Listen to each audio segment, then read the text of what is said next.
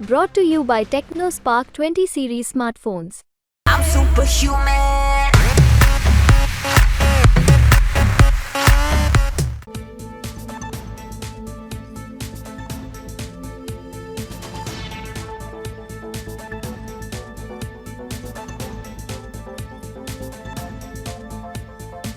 આપ સૌને સમગ્ર ગુજરાત અને દેશના તમામ નાગરિકોને મતદારોને આ લોકશાહીના પર્વની ઉજવણીની શુભેચ્છાઓ પાઠવું છું।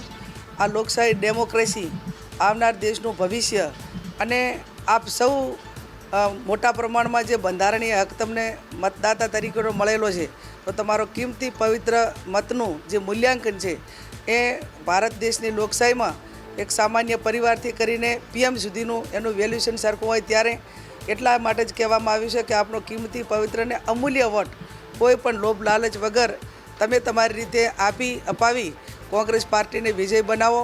પરિવર્તન ખૂબ જરૂરી છે।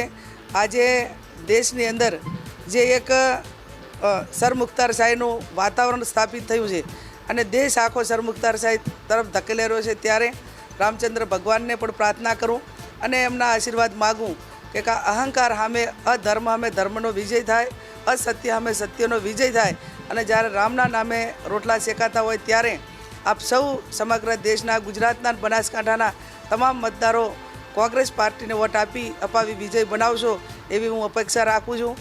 ગરમીનો સમય હોવાથી વહેલામાં વહેલું મતદાન થાય અને જે કંઈ વ્યવસ્થાઓના ભાગરૂપે પાણીના બધું જ બૂથો ઉપર કદાચ વ્યવસ્થા ન હોય તો પણ તમે ઘરેથી પણ પાણીની બોટલ લઈ અને મતદાન મથક સુધી જજો।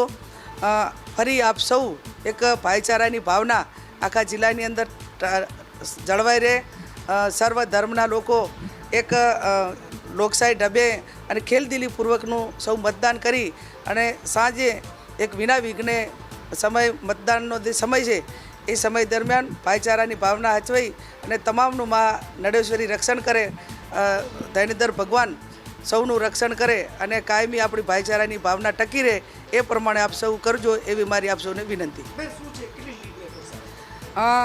કેટલી લીડ આપવી અને કેટલી લીડ નક્કી કરવી એ જે લોકશાહીની અંદર મતદારો નક્કી કરતા હોય છે।